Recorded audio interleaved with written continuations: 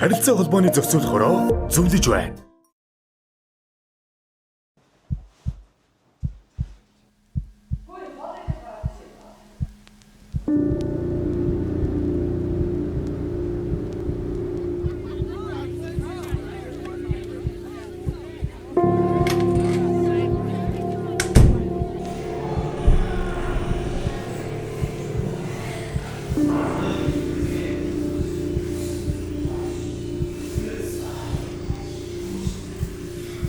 Манч өчтөр 9 лиг 2 хүүхдийг зодоо.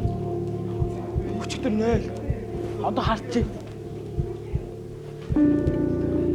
Чи жоо хичээлтэй урд дээр л дээ.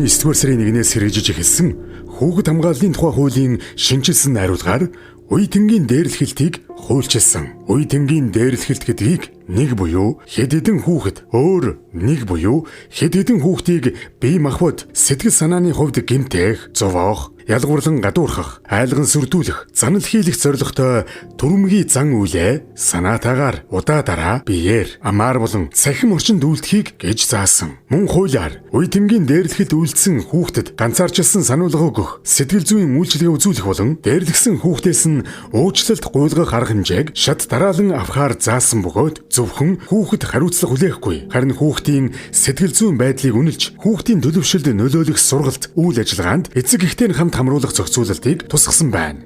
Дарамтлах, дээрлэх нь байдгал зүйл огт биш. Хэн ч үүнд өртөх ёсгүй. Эцэг эхчүүдээ хүүхэдтэй зөвлөгч, хамгаалагч нь байж цахим орчны эрсдлээс хамгаалцгаая. Цахим орчин дох хүүхэд хамгааллын талаарх зөвлөмж, зааварчилгаа, мэдээллийг ИКИЦ-ийн цахим хуудаснаас аваарай.